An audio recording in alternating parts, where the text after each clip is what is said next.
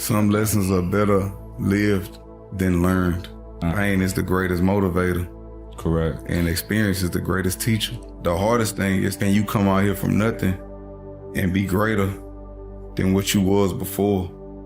Legitimately. Like legitimately, can you legitimately be the greatest version of yourself? And it's so easy to revert back to old habits. I just like to be around peace. And if you went through and experienced as much pain as I have, I've been through a tremendous amounts of pain. Physically, mentally, spiritually. I've been through hell. In order to appreciate and understand great peace, you have to have went through and experienced great pain. And if my heart not telling me do it, then I'm not gonna do it. I believe that the key to happiness is self-accountability. Every day that I woke up with breath in my body was the opportunity to change my life, because it starts inside. It doesn't start outside. Energy is my first language. It's gonna always be there. And the times that I didn't adhere to what my heart chakra or my inside, so to say, was telling me, people say your gut feeling, the times that I didn't adhere to those type of things, I always suffered the consequences. And through that suffering, that was a lesson. And the lesson learned was I need to pay more attention to me, pay more attention to the energy. I'm on a journey now of learning to love the stranger that was once myself, because everything I did was detrimental to me. So I hated myself. I didn't love myself. Even the people I allowed myself to be around. You ever had a conversation with somebody and it just drained all the life out of you? You wasn't protecting your energy. Protecting your energy is not a crime. If I don't like you, I'm gonna stay away from you. I put positive energy into my body because the world beat us up all day. We gotta give us ourselves some positive reinforcement. Like heartbreak is very, very real. And like if you a man, I'm really most speaking of men. Ain't nothing wrong with crying. That is how we heal, that is how we release. When people start loving themselves, the world changes. Because I see me in you. You see yourself in me. We see ourselves in each other because we love ourselves. We're not just loving the people in our household. Right. So that's what make it beautiful. I want to see what can I gain from this situation as opposed to letting my ego lead. Like I just had to learn how to kill my ego because I don't never want my ego to go before me. Right. I want to operate out of love. Life is a contact sport. And I associate that same willpower with what I do now. My hustle, it's relentless. I'm not gonna stop. I took a lot of losses to get where I'm at. You know what I'm saying? I took a lot of losses. And I watched the movie and he said, why do we fall, Bruce? So we can learn to pick ourselves back up. I respect the heart, I respect the integrity, I respect the morals and the principles of an individual. What is success? What is your measure of success? My measure of success is me being able to do whatever I want to, whenever I want to. Freedom is not you being free. Freedom is you being free in your mind and your heart and your spirit, which is really a privilege for you to be free. Being your authentic self is beautiful. Right. And that's the greatest freedom that I learned. And I learned that comparison was the killer of all joy. Because I'm comparing my life to other people's highlight films. Or the elixir of life, it does start with meditation. You ever went to sleep and woke up tired? The mind was never quieted. The mind never received true rest.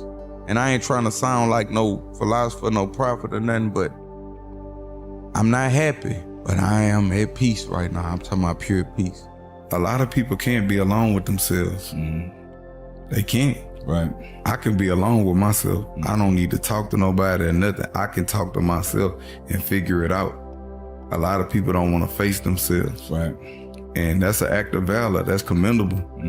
Because through isolation is where we reach elevation. That's when most of my epiphanies happen, when I'm alone. So I commend you on that. Like, that's beautiful. That's where my ideas come. In my solitude when I'm working out. Yeah. Oh yeah. And I talk to myself out loud. Yeah. I know it's people be like, I used to be like, man, I know I'm weird, but then I read that all geniuses talk to themselves. Like, I ask myself questions, I talk to myself. Yeah. When we get outside of our spiritual belief system and we adopt the ways of others, we suffer the same demise as those people that we adopt their ways, whoever they are. I think being a skeptic is a beautiful thing because being a skeptic makes you investigate it makes you ask why. And when you ask why, that's how you get the truth. You have to ask why. So being a skeptic is not a bad thing. You know, like I say, the knowledge is power. And great knowledge in the hands of a fool would be self-destruction. And I'm not about to give all that away. With great wisdom comes great grief. The wisdom was worth more than gold and fine silver. Right. Because by wisdom, all things could be obtained. I don't know about anyone else, but the worst thing a man could be is a coward to his own self. And I'm just big on respect. That's why I give so much respect, and I don't place myself in environments where it could be challenged.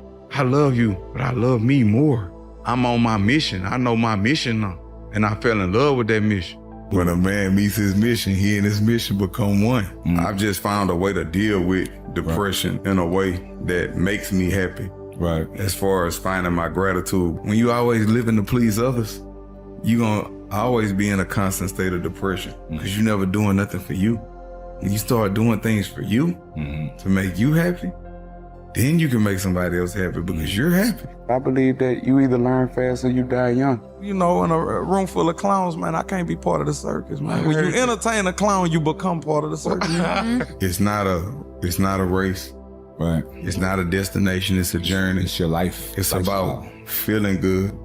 I always knew who I was. I always knew what I was. And if I did anything, I took full responsibility for what I did, no matter whether it was good or bad. I took full responsibility for it. And I understand that this is what I signed up for. I enlisted for this. I always knew what I was and who I was. And I know what my job is, and I always ran from it. I am now fulfilling my purpose now. It's the things that you don't want to do that be the best things for you. The days I don't want to go to the gym, that's the days I have my best workout. I wish they had a magic button. If you don't work, you don't eat. That's if real. you don't grind, you don't shine. Rudyard Kipling said, "To thine own self be true." And that is the greatest reality. So if you skateboard or you ride BMX bikes or dirt bikes or whatever you into, that is the real you. If you're not afraid to be who you are, that is the real you. You are only a victim of the energy that you project. I prepare at night to have a great morning. I don't just get up and freestyle. Right. Like at nighttime, I already know what I'm probably gonna wear in the morning. Some workout clothes. I'm gonna take me a cold shower. I'm gonna drink me some hot water, key limes. I'm gonna pray, do my stretches. I go to the gym, I do my core, do my cardio, full body, everything. And it just make my day just beautiful. Whatever your process is, sometimes I listen to the nature sounds of the rain. That's recovery also for the body. I do that, and in the morning, I never get on my phone. I go straight and get the hard part. I do my workout first, my therapy. I do things that's gonna give me energy. I get that done first. Right. Then I start my day.